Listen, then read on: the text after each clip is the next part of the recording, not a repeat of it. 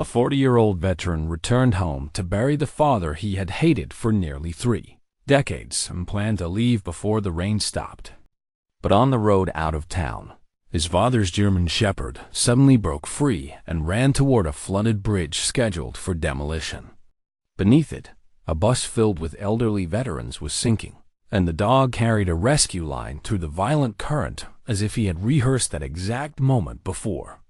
When everyone was safe, the shepherd did something no one understood. He refused to leave and began clawing at a sealed steel panel inside the bridge. Hidden behind it was a letter bearing the veteran's name, written by the father he believed had abandoned him. The message warned that the bridge was holding back a buried secret, and if it was destroyed, an entire town could pay for 30 years of silence. Before we begin, tell us where you're watching from, and if this story moves you, please like, share, and subscribe to the channel. By the time Evan Rourke saw the lights of Bellwether through the rain, his father had been buried for less than 3 hours. The town appeared in fragments beyond the windshield dark brick storefronts, a church steeple blurred by water, and a faded hardware sign that had somehow survived every recession. Evan was 40, tall and broad-shouldered, with the compact strength of a man shaped by work rather than display. His dark brown hair was cut short and graying at the temples. A narrow scar crossed the left side of his jaw beneath several days of rough stubble. Years as an Army combat engineer had trained him to study roads, windows, exits, and structural weakness without thinking. He trusted damaged bridges more than people because a bridge usually revealed where it would fail. People rarely did. He had returned only to attend Thomas Rourke's funeral, empty the old house, and leave before Bellwether found a way to become home again. On the passenger seat lay the folded funeral flag. Behind him sat the one part of the inheritance he had not agreed to accept. North was a 6-year-old German Shepherd with a thick gray and cream coat, black shading along his back, amber eyes, and a small notch in his left ear. Large, deep-chested, and controlled, he had once worked in civilian search and rescue. After North's first handler died, Thomas had adopted him and continued his training. According to the will, Evan was now responsible for the dog. His father had spent more than 20 years barely speaking to him, then used death to place a living obligation in his truck. North had not barked since the funeral. At the cemetery he had sat in the rain beside the grave, looking not at the coffin but at Evan with an expression that felt like expectation. 3 days, Evan said. Then Clara finds you a proper home. North's ears moved at the name, and Evan disliked how much the small reaction bothered him. The Allegheny had swollen against the lower banks, brown and violent beneath the storm. Evan took Millstone Road because it was the shortest route to Thomas's house. Warning lights flashed ahead where the road descended toward the old bridge. A barricade stood crooked across one lane, and beyond it, the steel frame rose over the river like black ribs. Orange signs announced that Millstone Bridge had been closed for structural failure and scheduled for demolition. Evan slowed. North suddenly stood. His body became rigid, ears forward, nostrils widening. He stared down the embankment toward a service road almost erased by rain, then struck the rear door with one paw. No, North struck it again. The rusted latch jumped loose. The door swung open, and the dog launched into the storm. Evan braked and ran after him. Cold rain hit his face like gravel. North did not head for the bridge deck. He cut down the service road with the focused speed of an animal following a familiar command. Halfway down the slope, Evan heard a horn sounding in weak, uneven bursts beneath the river's roar. The road curved, revealing a small white bus tilted against 2 uprooted trees. Water surged around its wheels. Haven House was painted along the side. One rear window was already submerged. For one frozen second, Evan was back beside a collapsed culvert overseas, listening to trapped soldiers strike metal while floodwater filled the channel. His lungs locked. Then North barked once, sharp and commanding, and the memory released him. The driver, Marty Keene, was a heavy-set man in his late 50s with thinning red hair, a weathered face, and the exhausted appearance of someone who had spent most of his life taking care of other people's practical needs. He hung unconscious over the steering wheel. 6 elderly passengers were trapped behind him. One man hammered a window with his cane. A silver-haired woman held another passenger's head above the rising water. Evan's training took over. He reversed his truck to firm ground, pulled out a recovery line, secured it to the frame, and looped the other end around his torso. "North, stay," he ordered. The dog ignored the word but understood the task, holding position on the bank as Evan entered the current. The river struck harder than it looked. In 3 steps, the water climbed to his waist, shoving debris against his legs. Inside the bus, the silver-haired woman watched him through the glass. She was Clara Bennett, 68, tall and slender, with pale skin, white hair pinned at her neck, and clear blue eyes made tired by grief, but not weakened by it. Years of caring for elderly veterans had given her a calm, firm manner. She pointed to the rear emergency door, then indicated 2 passengers who could not walk. The door was jammed against a tree limb. Evan struck the rear glass with a steel cutter. The first blow cracked it. The second opened a hole. The bus shifted downstream and dragged him off balance. Then something gray entered the flood. North had moved upstream and used the current to reach the bus. He swam with a short rope clenched between his teeth, climbed onto the exposed axle, and looked directly at Evan. The movement was precise, trained, almost rehearsed. Thomas had practiced water rescues with him. Thomas, who had never found the courage to explain himself to his son, had spent years teaching this dog how to carry a line to a stranger. That realization cut deeper than Evan expected. It also saved them. He fed the rope through the broken window and brought the passengers out one at a time.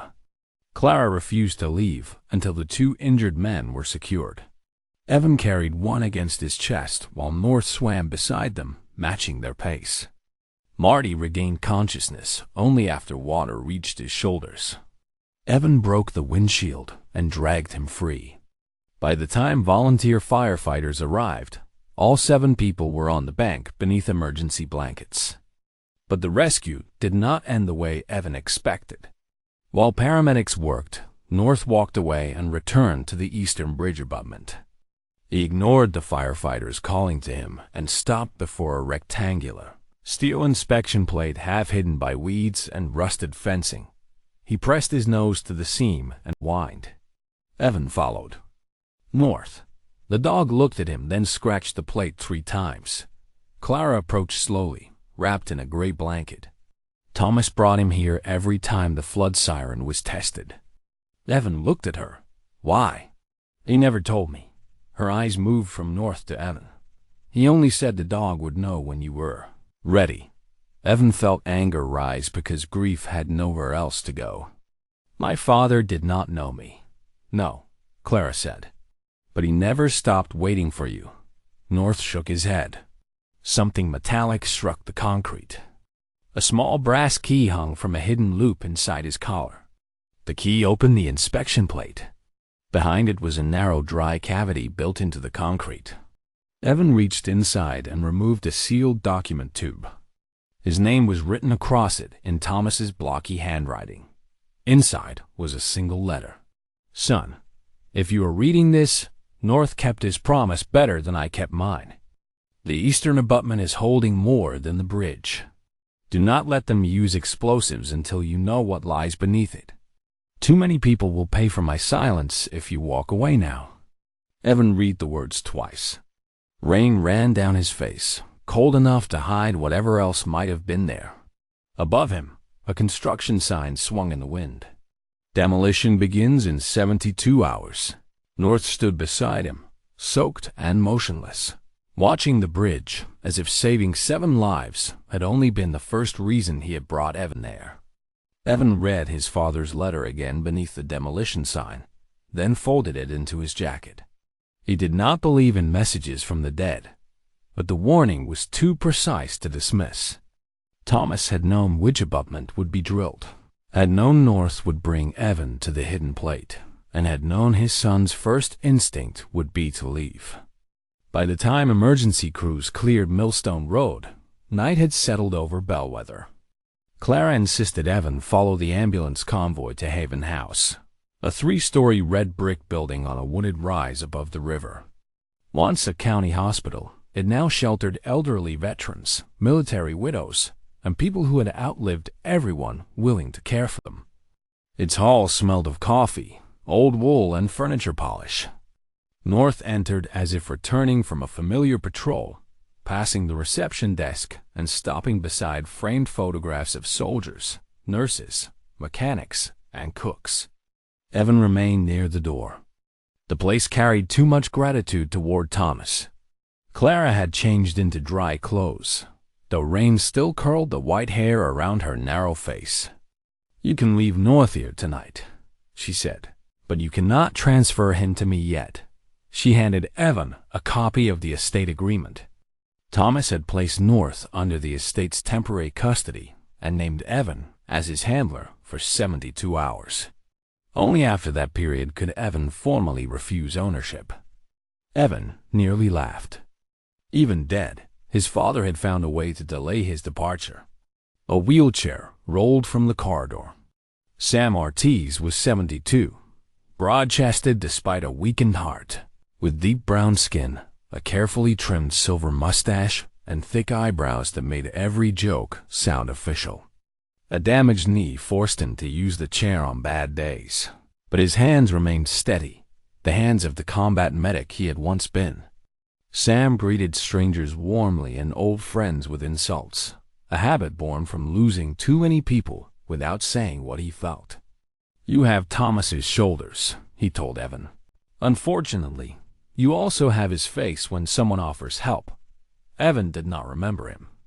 Sam clearly remembered everything. The warmth vanished when Haven House's administrator brought Clara a county notice. Millstone Bridge had been declared unsafe, and preparatory demolition would begin in 3 days. Without the bridge, Haven House would lose its only public route wide enough for ambulances and fire engines. A forestry road existed behind the property, but it crossed private land and became impassable in winter.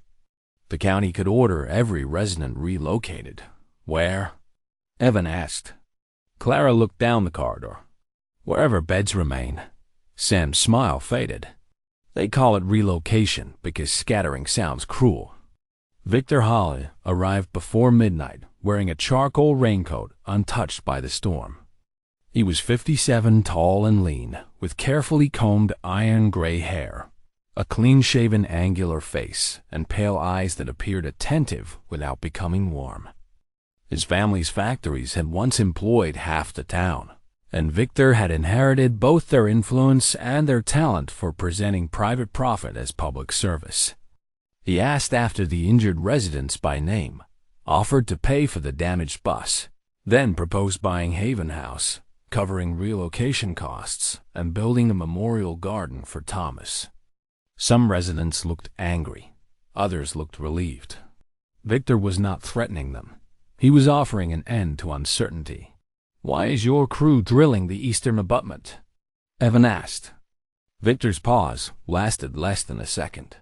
"Engineering decisions are made by engineers." North, lying beside Evan, lifted his head and released a low breath. Victor glanced at the dog, and his composure tightened. County Engineer Maya Collins arrived the next morning. She was 35, medium height, and athletic, with warm brown skin, dark curls tied into a practical knot, and rectangular glasses she pushed higher whenever preparing to disagree. A pale burn scar crossed her right forearm, the result of a childhood house fire that had killed her uncle and left her with little patience for people who treated safety rules as negotiable. Maya spread inspection photographs across a dining table. Corrosion had eaten through support connections. The deck had shifted, and the river had scoured soil from beneath one pier. "The bridge is dangerous," she said. "Your father's letter does not change that." Evan showed her the warning. "It says explosives will make something worse. Then I need proof. If I delay the work and the bridge collapses, people can die." Evan respected the answer because she did not pretend certainty. Maya opened the approved demolition plan. The eastern abutment was supposed to be dismantled mechanically after the span was removed, but a handwritten revision authorized drilling before demolition. The signature belonged to a deputy county director. "This is not what I submitted," she said. That afternoon, Evan returned to Thomas's cedar-sided house above the abandoned rail line. The garage tools were arranged by size, and every room had the stubborn order of a man expecting to return. North moved slowly through the living room, touching his nose to furniture. He stopped before Thomas's empty chair, placed his front paws on the seat, and pulled an old leather work glove from behind the cushion. He carried it to Evan and laid it at his boots. Inside the cuff, written in faded ink, were the words, "For the day he comes home." Evan's throat tightened before anger closed around the feeling. Thomas had prepared a welcome he had never possessed the courage to deliver. For a moment, Evan imagined his father sitting in that chair, listening for a truck that never came. Then North crossed to a cabinet holding 6 old leashes, each marked by a different colored tag. He tugged the blue leash free. The hook released a false panel, revealing a hand-drawn map of Bellwether marked with 6 circles: a chapel, a vocational school, the cemetery, the railway depot, a private home, and Haven House. Beside each circle was a color matching one of the leashes. Clara recognized the route. Thomas had walked north along it every week, always in the same order. Evan finally understood. His father had divided whatever evidence he possessed among several people and trained North to remember the path between them. The dog was not a supernatural messenger. He was a living chain of custody. Across town, Noah Bell worked beneath the eastern end of Millstone Bridge. He was 24, lean and long-limbed, with sandy hair under his hard hat, a patchy beard, and the guarded manner of someone who calculated every dollar before spending it. His mother's cancer treatment had emptied the family savings, and the demolition job paid more in 1 week than the garage paid in a month. His grandfather lived at Haven House, a fact Noah had hidden when he applied. He watched the foreman mark drilling points directly over the cavity Evan had opened. "The plan says mechanical removal," Noah said. The foreman told him the order had changed. When Noah asked who authorized it, a black sedan stopped above the embankment. Victor lowered the rear window. "You were hired to drill, Mr. Bell, not to interpret history." Noah looked toward Haven House on the hill, then at the red marks on the concrete. Near sunset, the main telephone at Haven House rang.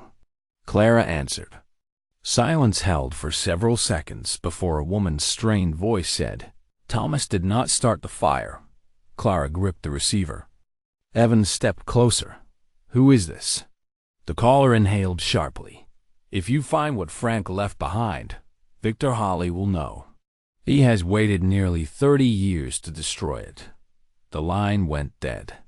At the same moment, North stood beside the map, pressed one paw over the circle marking the old chapel, and stared at Evan. Far below them, beneath the river's steady roar, the first drill began to turn. The first drill struck the eastern abutment just after sunrise, a dull mechanical pulse that carried up the hill and through the old windows of Haven House. Evan stood over Thomas's map while North waited beside the blue leash, his amber eyes moving between the paper and the door. The 6 colored routes had not been drawn as ordinary streets. Thomas had marked fences, alleys, footpaths, and places where the town had changed over the years, as though he expected buildings to disappear, but trusted the dog to remember what had once stood there. Maya arrived carrying a weatherproof case filled with Coppet Bridge records. She had slept little. Loose curls had escaped the knot behind her head, and the scar on her forearm looked pale against the dark sleeve she had pushed to her elbow. She had found no official explanation for the handwritten demolition revision. The deputy county director whose signature appeared on it was on medical leave and had not returned her calls. "We need evidence that exists outside your father's handwriting," she said. Evan clipped the blue leash to North's collar. "Then let him show us where Thomas put it." North pulled toward the eastern side of town, not running but moving with unwavering purpose. He crossed two intersections, ignored a shortcut Maya suggested, and stopped in front of a narrow white house with a green porch sagging toward the street. The woman who opened the door was Evelyn Price, 74, small and bird-boned, with copper-brown skin, clouded gray eyes, and soft white curls gathered beneath a knitted cap. Her husband had served in the Marines and died 12 years earlier. Grief had not made her bitter, but it had made her economical. She wasted neither words nor affection on people who did not mean what they said. When she saw North, her guarded face changed. "He came every Thursday," she said, "even after Thomas got too sick to climb the steps." Evelyn led them to the kitchen, where a repaired furnace hummed beneath the floor. She explained that Thomas had kept it running for 10 winters, refusing payment even when his own roof leaked. From a flour tin, she removed a sealed envelope marked with a blue circle. Inside was a letter addressed not to Evan, but to Evelyn. Thomas asked her to tell his son that a man's goodness should be judged by what he repaired when no one was watching. Evan read the line without comment. He had expected evidence, not testimonials. "He could fix her furnace," he said after they left, "but he could not make one phone call." Maya did not defend Thomas. Kindness to strangers does not erase what he did to you. The answer stopped Evan from dismissing her. They followed North to Bellwether Vocational School, a low brick building beside the abandoned machine works. Its principal, Daniel Mercer, was a 59-year-old black man with a heavy frame, a shaved head, a close gray beard, and the patient voice of someone who had spent decades teaching angry young people how to build things without destroying themselves. A factory accident had taken 2 fingers from his left hand when he was 23. Afterward, he had become less impressed by pride and more interested in whether a person could learn from pain. Daniel greeted North by kneeling despite the stiffness in his knees. "You still remember the welding shop, don't you?" The dog moved through the corridor and stopped before a locked workshop door. Daniel opened it. Rows of steel tables stood beneath high windows. North crossed to the far wall, pressed his nose beneath a scarred wooden bench, and lay down. Daniel pulled out a narrow cedar box. Inside was another letter, a stack of scholarship receipts, and a small metal plate engraved with the initials E.R. Evan recognized it immediately. He had made it in his first shop class at 13, weeks before the fire destroyed his family. He remembered throwing it into the river after Thomas's arrest. Where did he get this? Daniel said Thomas had found it lodged along the bank years later and kept it in his pocket until the edges had worn smooth. He had brought it to the school on the day he established a scholarship for children of veterans. He said the boy who made this taught him the broken things sometimes travel farther than the people who throw them away. Evan stared at the plate. North lifted his head and placed one paw on Evan's boot, not demanding attention, only making contact. For a brief moment, the workshop seemed to hold 2 versions of Thomas at once. The father who had vanished behind silence, and the old man who had carried a discarded piece of his son for years. Evan closed the box sharply. The tenderness of the discovery did not comfort him. It made the missing years feel deliberate. "He saved this," Evan said, "and still let me think he did not care whether I came back." Daniel's expression remained gentle. A man can love someone deeply and still fail them completely. The second envelope contained copies of payments Thomas had made toward trade certification for 12 veterans and 4 teenagers whose parents could not afford tuition. None of it helped explain the bridge. But on the back of one receipt, Maya noticed a faded stamp from Hale Chemical Works dated March 1997. A handwritten notation referenced an underground maintenance corridor designated E4. She photographed it and searched her archive plans. The corridor did not appear on modern maps. North was already moving toward the next blue mark, St. Jude's Veterans Chapel, an abandoned stone building beyond the rail yard. The chapel had once hosted funerals and reunion dinners, but a roof leak and declining membership had closed it years earlier. Caleb Ward, the retired caretaker, met them at the side gate. He was 81, tall despite his stooped back, with translucent skin, sparse white hair, and a long face made severe by a lifetime of restraint. He had served as an army chaplain and had learned that faith rarely arrived as certainty. More often, it appeared as the decision to remain beside someone who had no reason to hope. Caleb carried a ring of keys and walked with a walnut cane polished by decades of use. "Thomas asked me to keep one room locked," he said. "He told me to open it only when the dog came with his son." The chapel smelled of wet stone and old paper. North moved down the center aisle, then stopped. His ears turned toward the rear wall. He did not growl. Instead, he backed away and looked at Evan. Maya caught the odor as second-blader solvent, sharp beneath the mildew. Someone had entered recently. Evan saw a thin shine across the floorboards, leading toward the records room. "Do not touch anything," he said. Caleb's face went pale. The locked room had been forced open. Inside, shelves had been emptied and papers scattered in deliberate piles. Evan found a metal cassette case beneath a broken cabinet. Before he could reach it, flame flashed across the floor. The solvent ignited in a single violent breath, cutting off the main aisle. Caleb stumbled backward. Smoke rolled along the ceiling. Evan grabbed him beneath one arm while Maya wrapped her sleeve over her mouth. The front doors were already hidden behind fire. North vanished through the smoke. Evan shouted his name, but the dog returned seconds later and seized the blue leash in his teeth. He pulled toward the sacristy, where an oak cabinet stood against the wall. North clawed at its base. Evan shoved the cabinet aside and found a narrow maintenance opening behind it, barely wide enough for a man's shoulders. Thomas had known the chapel's old service passages. North had memorized them. Evan sent Caleb through first, then Maya. The tunnel descended between stone foundations and emerged behind the cemetery wall.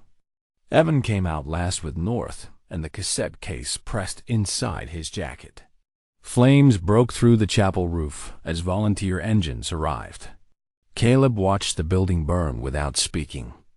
Maya examined the case. The tape inside had been protected by a rubber seal, but the plastic housing had warped from heat.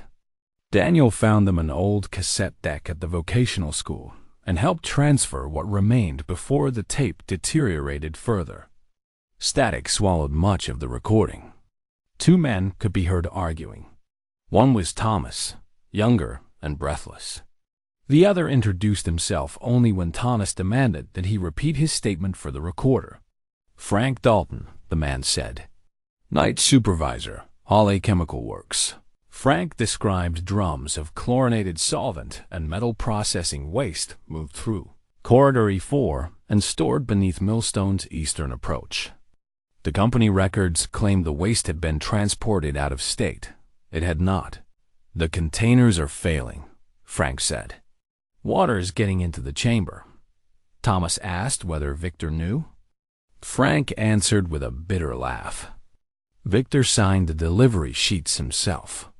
If he learns I copied them, he will burn the records, the chapel, maybe Haven House too."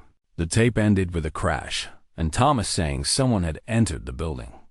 Evan sat motionless as the final hiss played out.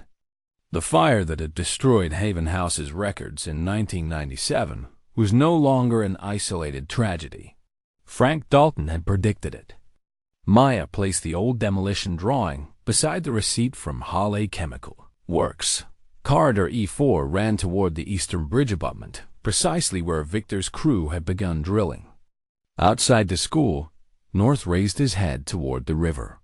A second drill joined the first, and the floor beneath them trembled faintly.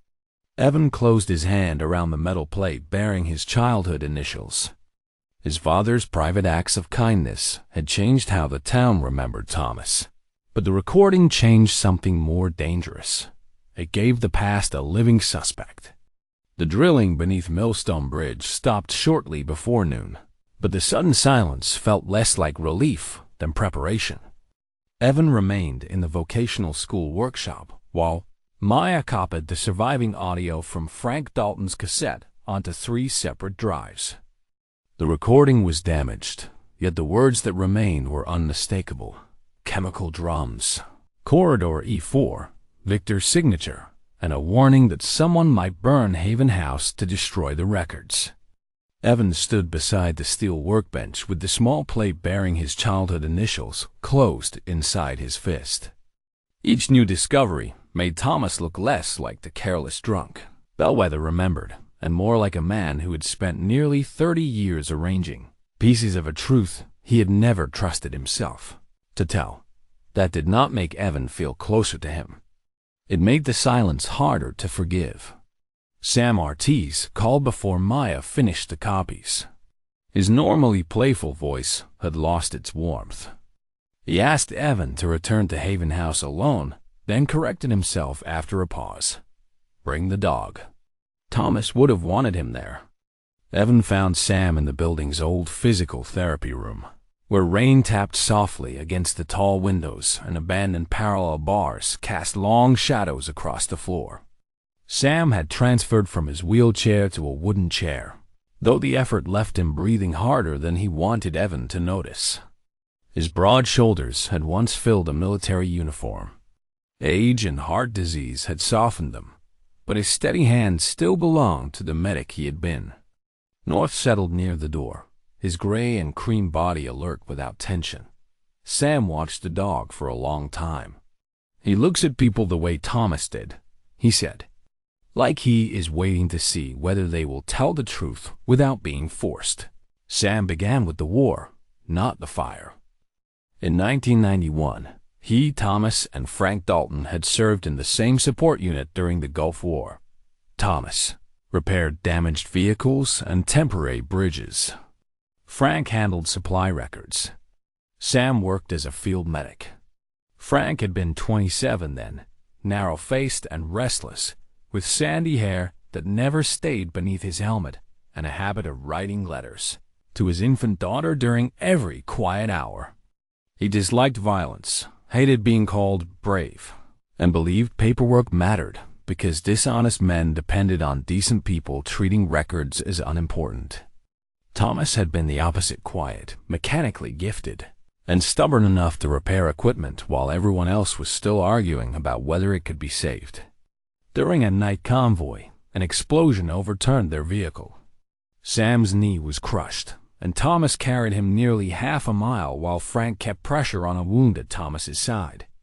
Afterward, the 3 men made a promise that sounded simple because they were young. If one of them failed to come home, the others would look after the family he left behind. Sam gave a humorless smile. We thought promises were clean things.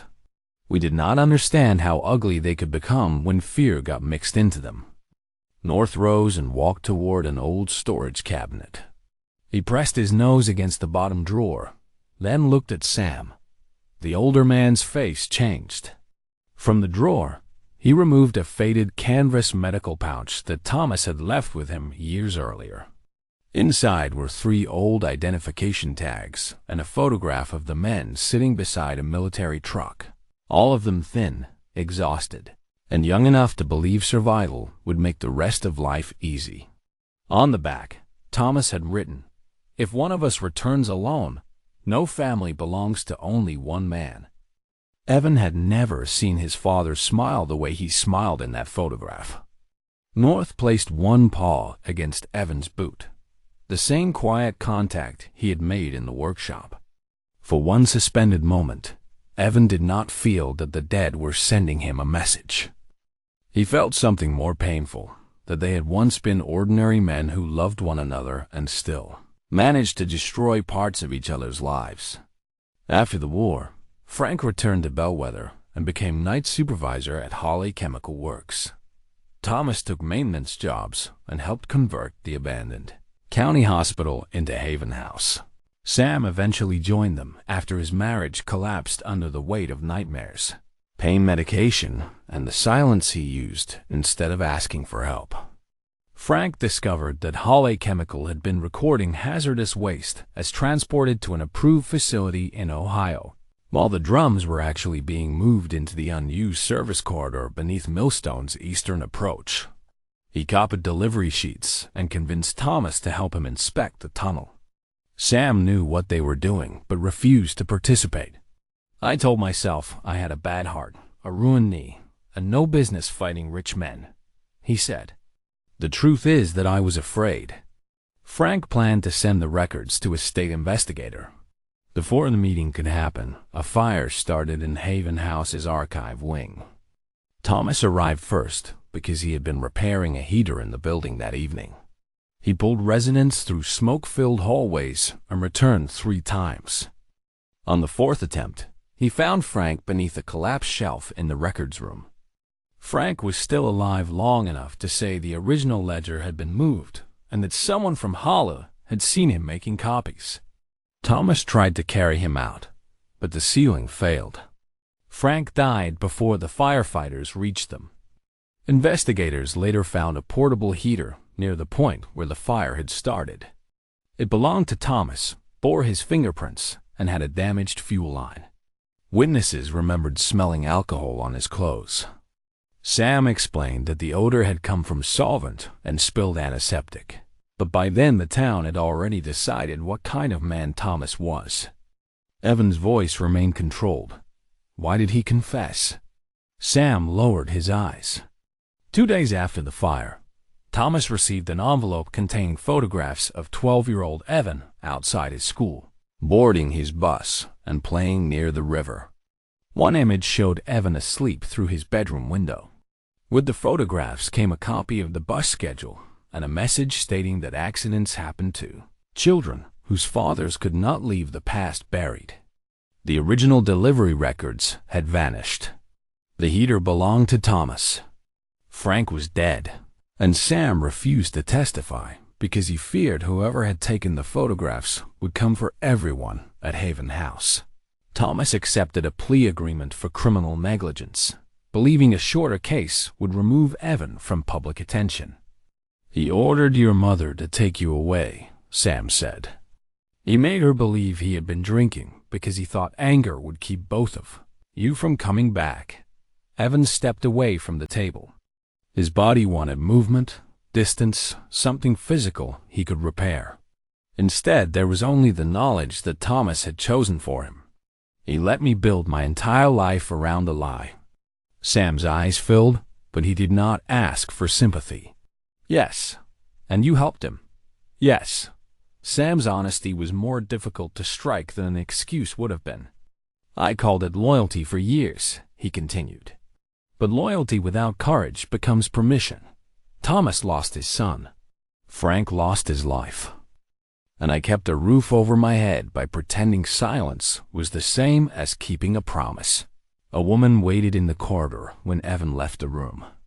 Sheriff Lena Brooks was 52, tall and square-shouldered, with dark skin, short salt and pepper hair, and a calm face marked by narrow lines around the eyes.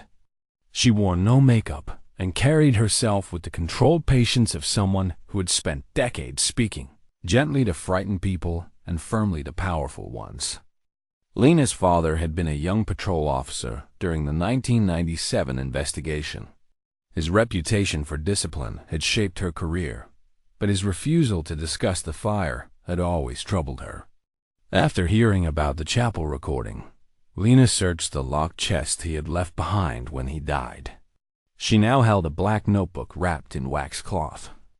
Inside, her father had recorded the license plate of a Hawley Company sedan seen leaving Haven House 17 minutes before the first emergency call.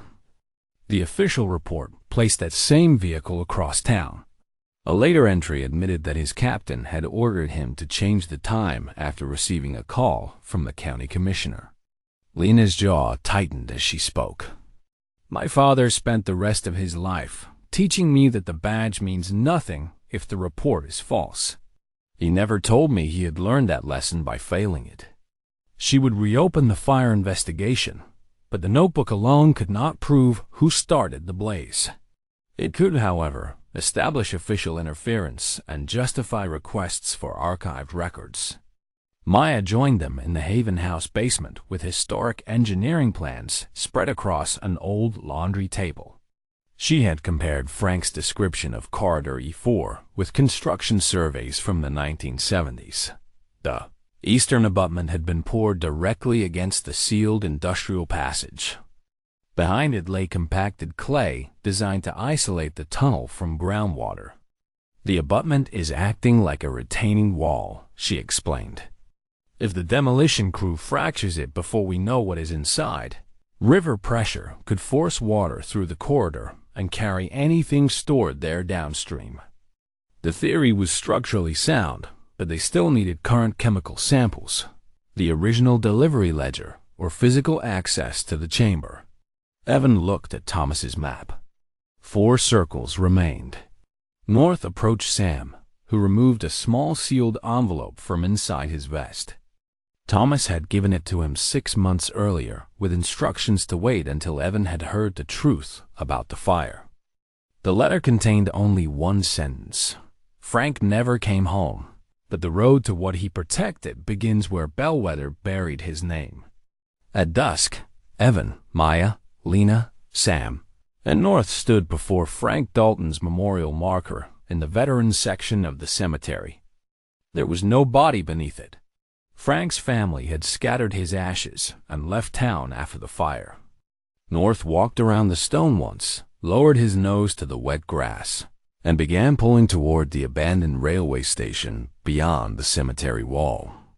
Evan looked down at the engraved name of the man whose death had defined his family. For the first time, he understood that the past had not been waiting to be remembered.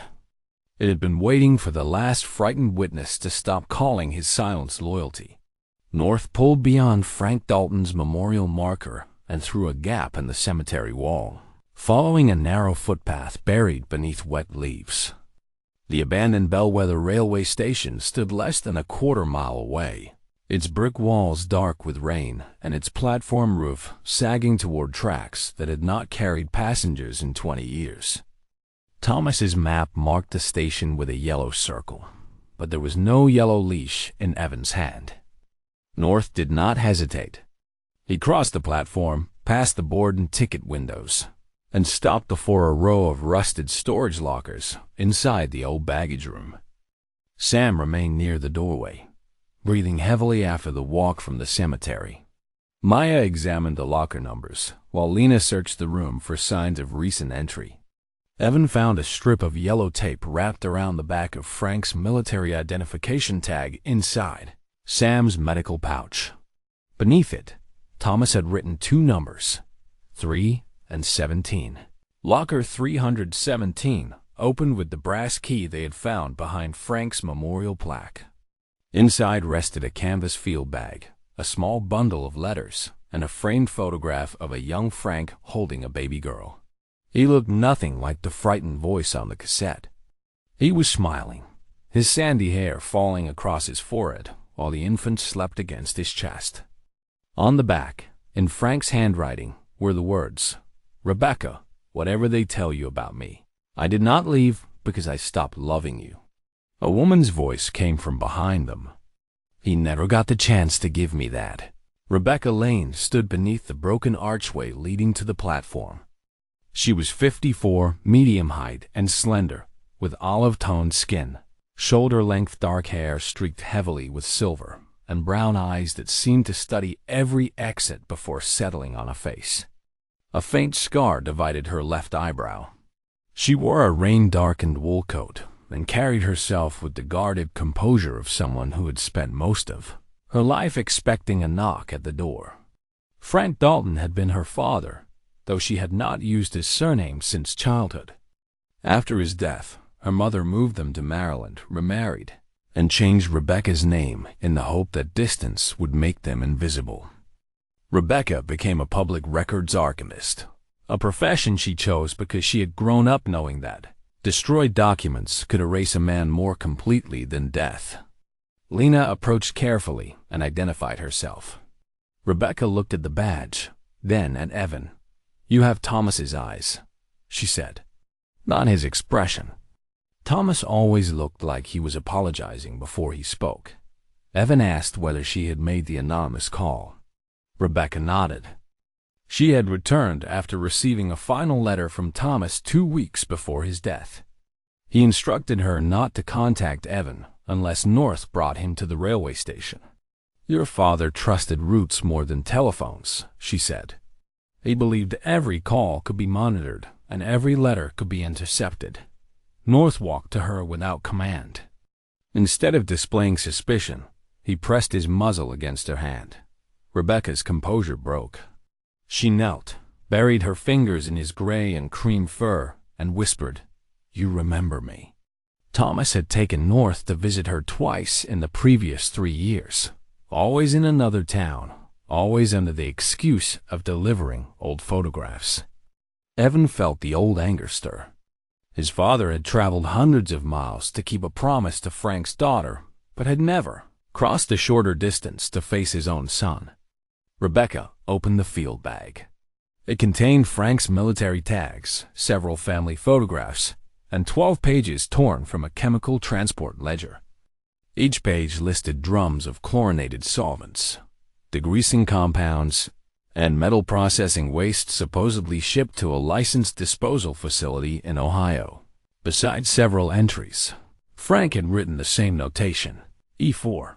The receiving signatures belonged to workers who had died or disappeared from company records. At the bottom of 3 pages was Victor Hale's signature, dated when he had been a 28-year-old operations manager in his father's company. Maya photographed every page. Lena sealed the originals in evidence sleeves. "This proves the material was diverted," Maya said. "But it does not prove the drums are still under the bridge." Rebecca understood. Thomas had told her the final proof remained inside corridor E4, but he had never revealed the entrance. He feared that if one person knew everything, Victor would need to silence only one person. Evan looked at the distributed letters, the hidden map, Sam's guilt, Lena's notebook, and Rebecca's ledger pages. Thomas had built the truth like a bridge, separate loads carried by different supports, none strong enough alone, but together capable of holding. North suddenly left Rebecca and crossed to a wooden bench beneath the station clock. He began scratching at the floorboards. Evan lifted one loose plank and found a sealed glass jar containing black soil and a folded note in Thomas's handwriting. "Water tells the truth before men do. Test where the eastern wall weeps." Maya understood immediately. A drainage seam beside the eastern abutment had been leaking into the riverbank since the flood. Thomas had left them a sampling location. The note was not old. The paper and ink appeared recent. He had planted it while dying, knowing he would never see whether the plan worked. For Evan, the discovery created a strange and painful sense that his father's final months had not been spent preparing for death. Thomas had been preparing for his son's return. The idea should have felt like love. Instead, it felt like standing outside a locked room and learning the person inside had always possessed the key. The next morning, Maya brought in Dr. Laila Shah, an environmental chemist from a state university 2 counties away. Layla was 46, short and compact with dark brown skin, straight black hair cut at her jaw, and calm gray-brown eyes behind thin metal glasses. She spoke without drama, a habit developed after years of presenting dangerous findings to officials who preferred reassuring language. An industrial spill near her childhood home had left several neighbors ill, including her younger brother, and the experience had made her careful about evidence and impatient with speculation. Wearing gloves and protective boots, she collected water and sediment from the drainage seam Thomas had identified. A portable field test detected chlorinated compounds, but Layla warned that only laboratory analysis could establish concentration and source. "This is enough to justify concern," she said. "Not enough to accuse anyone publicly." Victor gave them no such time. That evening he held a town meeting in the high school gymnasium. Hundreds of residents filled the bleachers. Victor stood beneath bright lights beside architectural drawings of hotels, shops, and a restored riverwalk. He promised construction jobs, tax revenue, and a reason for young families to stay in Bellwether. The proposal was persuasive because the town was desperate. Empty factories surrounded it. Houses sold for less than the cost of building them. Parents watched their children leave after graduation and return only for funerals. Evan presented the ledger pages, the altered demolition plan, and Layla's preliminary test. Victor did not deny his signature. He claimed the records reflected temporary storage conducted under standards that existed at the time and accused Evan of turning his father's guilt into a conspiracy. Murmurs spread across the gym. A man whose hardware store was close to bankruptcy asked whether Evan intended to replace the jobs that would disappear if the project failed. A waitress asked where the Haven House residents would go if the bridge collapsed before demolition. Evan realized that truth alone did not erase hunger. Many people believed Victor might be lying, yet still needed his promise to be real. Rebecca stood in the back row, watching Victor with a stillness that looked like fear hardened into discipline. When the meeting ended, she told Evan she had one more item from Frank, a partial survey showing a service entrance near the old stormwater channel. She would bring it to Haven House after retrieving it from her motel room. She never arrived. North found her scarf beside the open door of her rental car. The dog sniffed the driver's seat, circled once, then pulled toward an abandoned drainage road below the highway. Rain had begun again. Lena called for deputies while Evan and North followed the scent to a concrete storm culvert hidden by brush. From inside came a faint scraping sound. Rebecca lay 15 feet below the road on a narrow ledge, her ankle twisted beneath her and blood drying along the scar above her eye. Someone had searched her coat and taken the survey. Evan descended on a rescue line while North remained at the opening, barking whenever Rebecca's breathing weakened. They brought her out alive. Before the ambulance doors closed, she gripped Evan's sleeve. "The entrance is beneath the eastern abutment," she whispered. Thomas sealed the original ledger inside the corridor. "Victor knows." Below Millstone Bridge, Noah Bell stood beside the demolition trailer and listened through its thin metal wall. Victor's voice was low but unmistakable. The state could issue a stop work order by morning. The bridge would therefore come down before dawn. The foreman asked about the crew's safety. Victor answered that they were being paid not to ask what the eastern abutment was holding back. Noah looked toward Haven House glowing faintly on the hill, then at the drilling charges stacked inside the trailer. For the first time, he understood that the demolition was not meant to remove an unsafe bridge. It was meant to bury whatever had survived beneath it. Rebecca's rescue gave Sheriff Lena Brooks what suspicion alone had not: evidence of an assault connected to missing documents, an identified location beneath Millstone Bridge, and a credible threat that Victor Hawley intended to destroy the site before morning. By 10 that night, an on-call judge had authorized an emergency search of Corridor E4 and the eastern abutment. The warrant did not make the tunnel safe. Rain had closed 2 highways, delaying the State Hazardous Materials Unit until morning, while Victor's demolition crew remained legally positioned to begin work before dawn unless a formal stop order arrived first. Lena established an incident command post beneath a highway overpass above the river. Floodlights turned the rain silver. Maya studied the old engineering plans beside Dr. Layla Shah, who had received preliminary laboratory confirmation that the drainage seam contained chlorinated industrial solvents matching substances listed in Frank Dalton's ledger pages.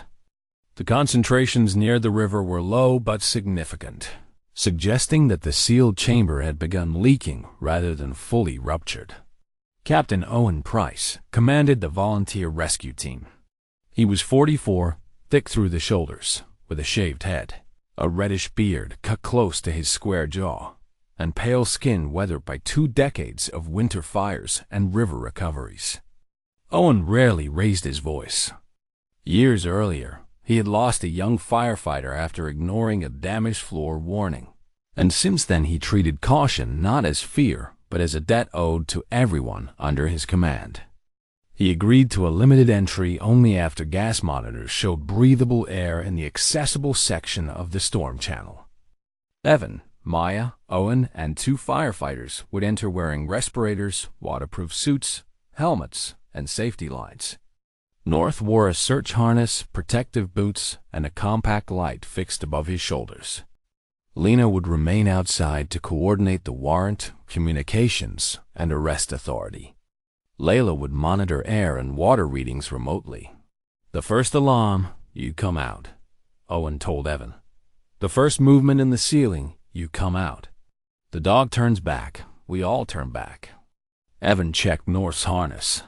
He usually knows before the instruments do. Owen's expression stayed flat. "Then tonight we listened to both." The stormwater entrance Rebecca had described was hidden behind a steel grate beneath the eastern approach.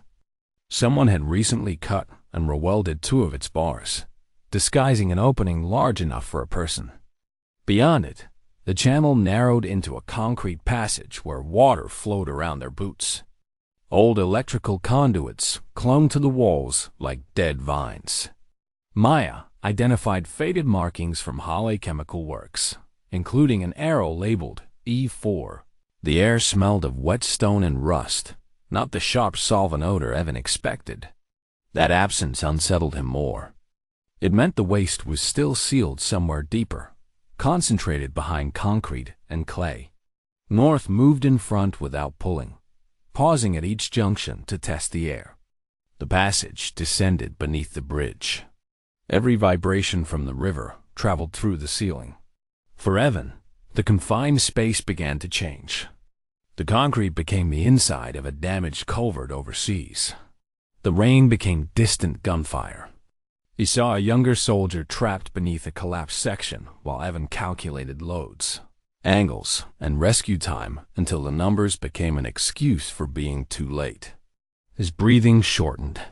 His hands lost feeling despite the gloves. Maya noticed first. "Evan, look at me." He could hear her, but the past had narrowed his vision to a tunnel that no longer existed. North turned back. The dog pressed his shoulder firmly against Evan's knee, then lifted his amber eyes to Evan's face.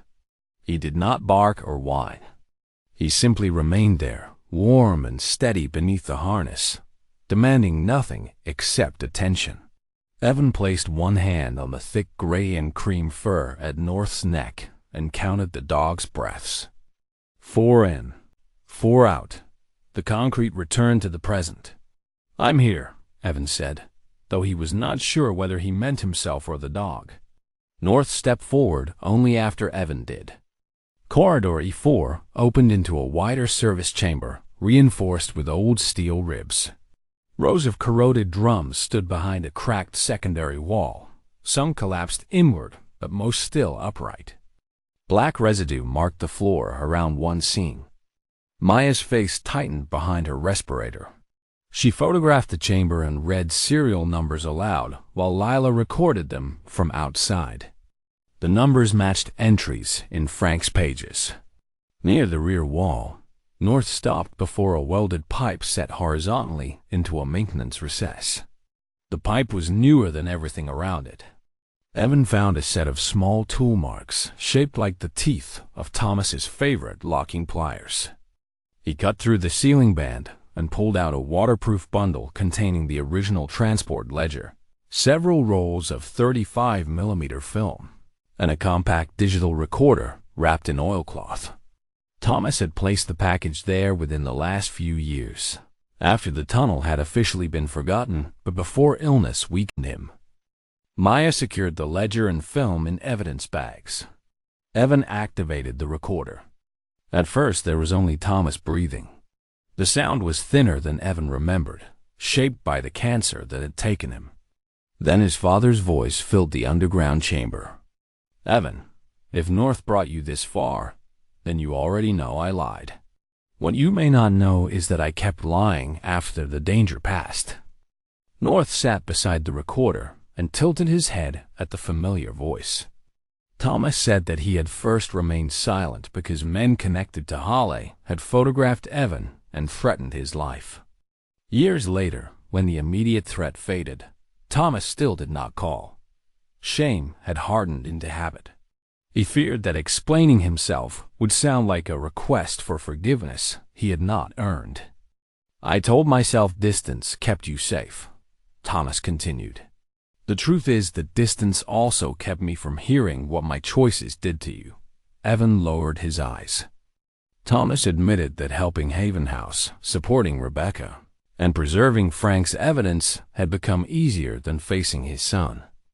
Those acts allowed him to feel useful without risking rejection. "I saved strangers because they let me," he said. "You were the one person I had no right to ask for anything." The recording paused long enough for Thomas to cough. When he spoke again, his voice was nearly a whisper. "I do not know whether you will forgive me. I'm not certain you should. But there was never a day not in prison, not in that empty house, not while I watched the road, that I stopped loving you." North looked from the recorder to Evan and rested his muzzle against Evan's thigh. In that moment, the dog's presence did not feel like a message from beyond death. It felt like the last living habit of a man who had been too afraid to come home to his own son. A metallic strike echoed from the far branch of the corridor. North rose immediately. Another sound followed. 3 uneven blows, then silence. Owen ordered the team toward the exit, but North pulled toward the side passage and began barking. Evan heard a weak voice answer. They found Noah Bell behind a partial collapse near a row of drilled charge holes. He had entered through the demolition access shaft to remove unauthorized detonators after overhearing Victor's order. A concrete slab pinned his left leg, and blood darkened his sandy hair where his helmet had split. Even injured, Noah kept one hand wrapped around a cluster of disconnected blasting caps. "There's a second circuit," he said. Victor had it installed off the books. Remote trigger and a backup timer. Owen called for lifting equipment, but the tunnel vibrated before the request was complete. A sharp detonation rolled through the eastern wall. Victor's crew had activated one of the concealed charges from outside, either as a test or to begin collapsing the evidence chamber. Dust filled the passage. Water burst through a new crack and climbed rapidly around their boots. Owen ordered immediate withdrawal. Maya had the evidence. Evan could leave and guarantee that Thomas and Frank would finally be heard. North refused to move. He stood between Evan and Noah, barking once toward each of them. Evan remembered Thomas's recording. He had saved strangers because they let him. Noah was not a stranger, and he was not innocent. He had drilled into the bridge, accepted Victor's money, and remained silent after noticing the changed plans. But he had also entered the tunnel alone to stop the demolition. "Get Maya and the evidence out," Evan told Owen. "I'm staying," Owen cursed, then stayed with him. Using an inflatable lifting bag and a steel support bar, they raised the slab just enough to pull Noah free. North led them through the water as ceiling fragments fell behind them. They reached the storm channel seconds before another section collapsed and sealed the branch. Outside, paramedics carried Noah toward an ambulance. Lena recorded his statement while Layla's team secured the ledger, film, and chemical samples. Noah identified Victor's private controller, the altered charge locations, and the backup timer set for sunrise. The evidence was finally strong enough to seek arrests and a state stop order. But when Lena's deputies searched the demolition trailer, the main remote controller was gone. Victor had left the worksite less than 20 minutes earlier. The backup circuit beneath the eastern abutment was still armed, and dawn was less than 4 hours away. Less than 4 hours before sunrise, Millstone Road filled with flashing lights, hard rain, and people who finally understood that the bridge was no longer only a piece of failing steel. Lena placed patrol vehicles across both approaches and ordered everyone behind a safety perimeter 200 yards from the eastern abutment. The formal stop work order had not arrived, but the assault, Noah's statement, the ledger, and the chemical evidence let Lena preserve the site. Victor returned before the order did. His black sedan stopped beyond the barricade, followed by 2 contractor trucks. He stepped into the rain, his iron-gray hair coming loose, his angular face harder now the politeness had stopped working. He produced the active permit and demanded access. Lena refused, then ended a call ordering her to stand down. My father changed one report because a powerful man asked him to, she told her deputies. I will not repeat it. Behind the perimeter, Clara stood with Haven House residents. Sam sat beside her in his wheelchair, rain caught in his silver mustache. They had not come to place themselves on the bridge. They had brought photographs of husbands, wives, nurses, mechanics, and soldiers whose lives had passed through Haven House. Some residents who had challenged Evan at the town meeting arrived with phones and cameras. They still needed jobs, but they wanted the demolition delayed until the truth could be tested. Maya transmitted the digitized film, ledger scans, altered engineering plans, and Noah's recorded statement to the State Environmental Agency and Attorney General's office. Layla added confirmed laboratory results showing chemicals consistent with the waste listed in Frank Dalton's records. Victor accused Evan of constructing a family myth to erase Thomas's conviction. Evan stood inside the barricade with North at his side, the dog's gray and cream coat darkened by rain. My father lied to his family, Evan said. He let fear become silence, and that silence hurt people. But the waste is real. The altar plan is real. Noah's charges are real. A town does not have to choose between work and clean water. Evan was not asking anyone to worship Thomas. He was asking them to protect the living. Noah arrived in an ambulance transport chair, his injured leg immobilized and his sandy hair bandaged. Without his hard hat, he looked younger and frightened, but no longer willing to hide behind necessity. He gave Owen the demolition cabinet code and identified the unauthorized firing circuit. Owen isolated power to the primary receiver, making Victor's missing controller useless. But Noah warned them about an independent backup timer inside the eastern abutment. He knew only the general zone. The bomb squad was 40 minutes away. Sunrise was closer. Evan entered the restricted service platform with Owen and North, while Maya monitored movement in the bridge. The primary circuit was dead, but the timer had its own battery and an anti-tamper loop. Noah guided them by phone. North moved along the wet concrete, nose low, ignoring drill dust and machine oil until he reached a narrow recess behind protective panels. He stopped, backed away, and stared at Evan. The recess carried the scent of the gloves worn by the man who had handled the charges. Evan removed the panels and found a timer bolted behind an old conduit. 38 minutes remained. He traced the wires, comparing them with Noah's description. Then North pressed one paw against old tool marks in the concrete. They matched the teeth of Thomas's locking pliers, the same pattern Evan had found on the evidence tube underground. His father had once worked in this exact cavity. Perhaps Thomas had sealed the corridor there, buying the town time without knowing whether his son would ever finish what he began. North looked up, rain shining in his amber eyes. It was memory made physical. The dog standing where Thomas had stood, beside the son Thomas had never learned how to face. Evan steadied his hands, cut the bypass wire, and disconnected the timer. The display died with 12 minutes left. The cheering lasted only seconds. Maya's voice broke over the radio.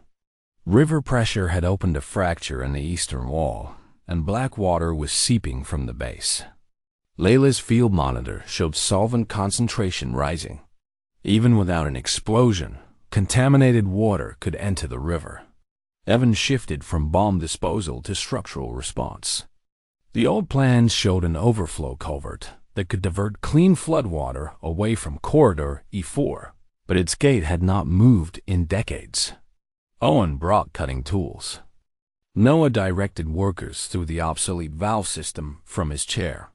Maya organized temporary shoring, while Layla marked exclusion zones and instructed volunteers on protective equipment. The hardware store owner who had confronted Evan arrived with pumps. The waitress from the town meeting organized rain gear. Farmers brought sandbags. Mechanics brought generators. Bellwether had finally seen the difference between being rescued by a promise and rescuing itself. North carried a light line through a flooded maintenance trench too narrow for a person, allowing the crew to pull a heavier cable to the jammed gate. When the ground beneath Sam's wheelchair began to sink, North heard the concrete crack first. He seized Sam's coat and pulled backward as Clara and two firefighters dragged the chair clear. The ground collapsed seconds later. Sam looked at the dog through tears. "Thomas trained you to be better than all of us." The overflow gate opened before dawn, dropping pressure enough for Maya's team to seal the fracture. State police in dark rain shells and environmental inspectors in reflective waterproof gear arrived with a warrant based on a complete evidence chain. Victor was arrested beside his sedan. The case rested on the ledger: Frank's film, Lena's notebook, the altered plan, laboratory results, Rebecca's assault, Noah's testimony, and the unauthorized explosive system. Months later, Thomas's conviction was vacated because the evidence against him had been manipulated and exculpatory records suppressed. Holly River Development's assets funded the cleanup. Millstone Bridge was dismantled without explosives, and a new bridge rose on safer ground. One section of the old span remained as a memorial to Thomas Rourke and Frank Dalton. At the dedication, Evan refused to make his father a saint. "He did something brave," he said. "He also made a choice that cost our family almost 30 years.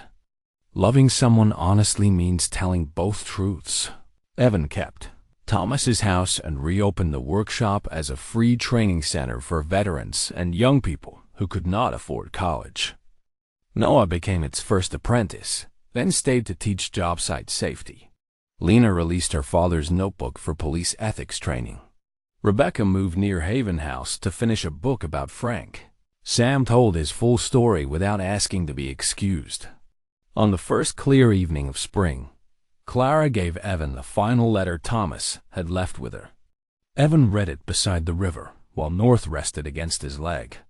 Thomas wrote that he had spent his life believing a good man should carry every burden alone. He had been wrong. When North brings you home, do not follow him only to the truth. Let him lead you to the people who still want to love you. Behind Evan, voices rose from Haven House, where residents were planting a new garden. One room remained empty, reserved for any veteran, widow, or frightened stranger with nowhere else to go. Evan folded the letter and placed his hand in North's thick fur. Forgiveness did not arrive as a miracle. It came as the decision not to leave. "We're staying," he said. North lowered his head across Evan's boots, and for the first time in years, Evan no longer felt he was guarding a place that might collapse. He was helping rebuild one.